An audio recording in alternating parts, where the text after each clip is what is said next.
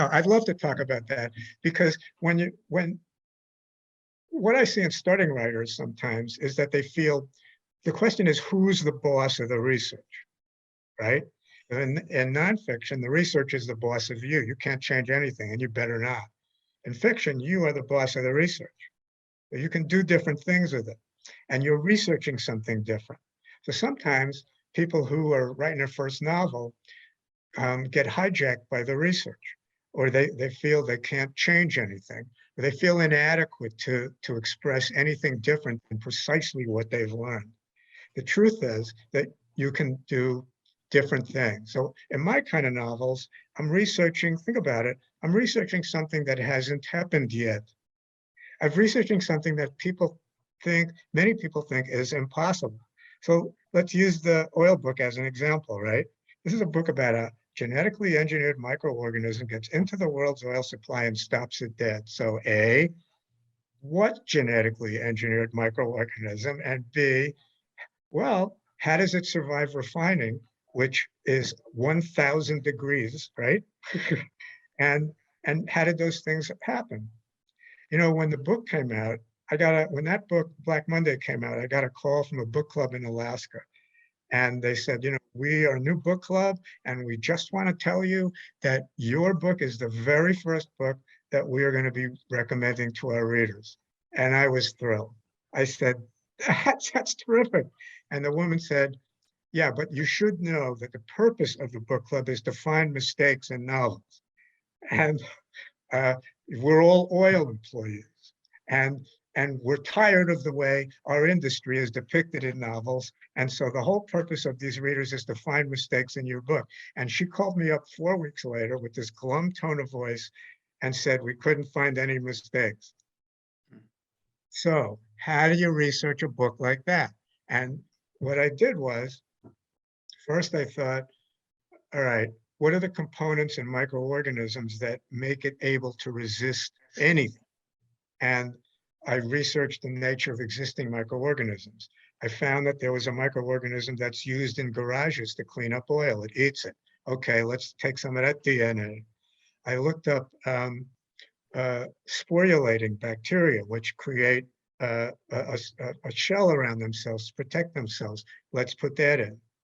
I researched who are the professors in the United States who best know about heat-resistant bacteria, and found one at the University of Texas who was like Mr. Heat-resistant bacteria professor. And I emailed him with what I usually will email an expert, and I say, I'm writing a book. It's a novel. I love to talk to you if you don't mind.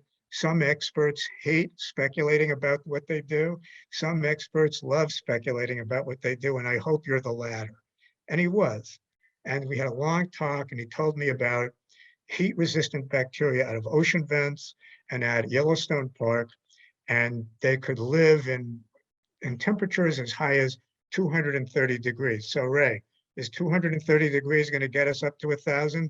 I don't think so. So now we're only at 230. It's not enough. So now what, right? Then I contacted the guy who was a scientist who they brought into the Capitol when there was anthrax there, and went to visit him at the University of Maryland in the hope that maybe he knew something about how bacteria would protect themselves. And so I'm meeting with him. And I've had meetings like this with Alan Dershowitz on legal problems and Watergate prosecutors on legal stuff, but this time it was science stuff. I said, well, I'm writing a book and I'm wondering, I'm trying to get some combination, and first thing you do in a book before you even start is you have some character say, that's impossible. You can't get it up there. That's impossible. So we start the reader off with it's impossible. And then we get up to 212 degrees or 250, whatever it is. And then we get to the guy at the University of Maryland. And I say, I'm writing a book, is it possible that I could have a bacteria that will survive these temperatures? And he said, no. I said, well, what if I do this? And he goes, no.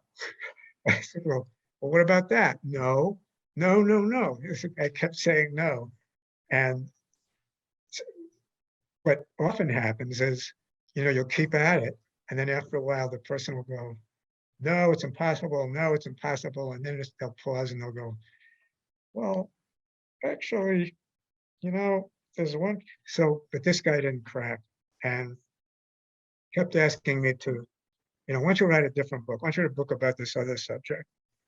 And so I got up and I thought, I'm in trouble. And when I got to the door, I heard the guy go, well, and the guy called me back and he goes, I can't help you with that. He goes, but I have a file in my desk here with 4 bacteria that everybody thought was impossible 5 years ago. And now it turns out they really exist. He goes, would you like to see that file? I go, yeah, I would like to see that file. I would definitely like to see that file. So it gives me the file. And when I got home, sure enough, there's a bacteria that lives in ammonia. Man, you wouldn't believe these bacteria. Not enough still. I think I had it up to like maybe 400 degrees. Then still not enough. Finally, I got to, you know what prions are? Mad cow disease. Nobody knows what prions are, whether they're even alive, but they might be alive. Anyway, um, they killed a sheep and they fed and they heated its brain up to like 800 degrees, 600 degrees, and they fed it to another sheep, and the sheep got it. So now I got it up to 600 degrees, and the reader would be willing to go to the rest of the way.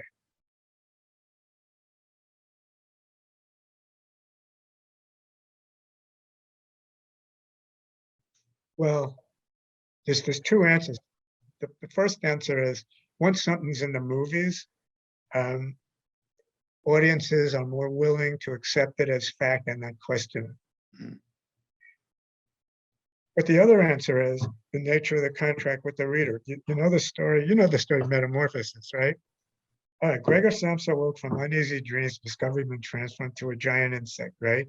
And then, but that's a contract. And the contract basically says, okay, I'm going to write about a world where everything's pretty much the same, except you got to accept one thing. If you go to this next line, you have to accept that this guy's turned into a cockroach.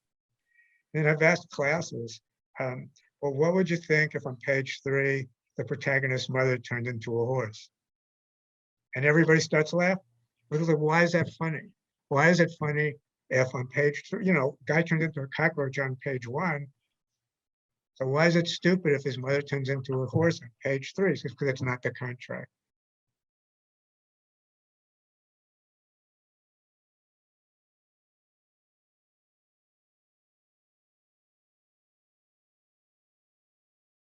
And the reveals about the nature of the problem come in bites that you can accept. You accept that a lawnmower stopped. You accept that a plane came out of the sky. You accept that there's something in the thing. And then at the exact point where someone says it's a bacteria, someone's in the book says, for anyone who says that's not possible, one of the characters says that's impossible. So as soon as the character says it, the reader who might have said it is still with you. Oh, he's going to tell me how it's possible.